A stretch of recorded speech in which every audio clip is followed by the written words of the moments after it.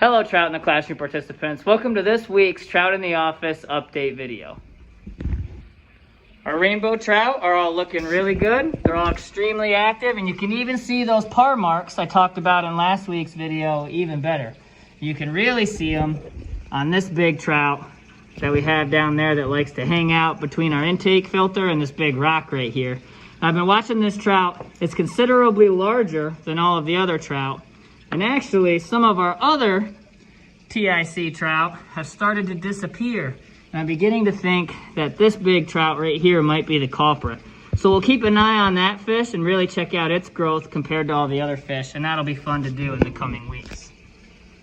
So, for water quality, our pH is at an 8.4. Our ammonia is at a 0.25. Our nitrites are at 0 parts per million, and our nitrates are at 40 parts per million. So I want to discuss how we can go through that nitrogen cycle more efficiently, and a lot of it has to do with our filtration system that we have for trout in the office. So we use a Fluval 407, and I mentioned the intake earlier. So here's our intake line where our water can come in and down into our Fluval 407, which I have in a bucket, just in case for some reason this thing would leak. At least I have those leaks somewhat contained. So once that comes in through that intake line, that water is going to run through all our filter media and then come back into the aquarium via this outflow line. And we have that set up above the water, which is the noise you can hear. Just going to provide a little bit more dissolved oxygen for these fish. But essentially, within that canister, what we have is a lot of extra surface area for that beneficial bacteria to grow, which is eventually going to convert all of that ammonia into the less toxic nitrate, which is what you want in our closed system here. So one thing I wanted to talk about this week is how does this happen naturally throughout Pennsylvania's waterways?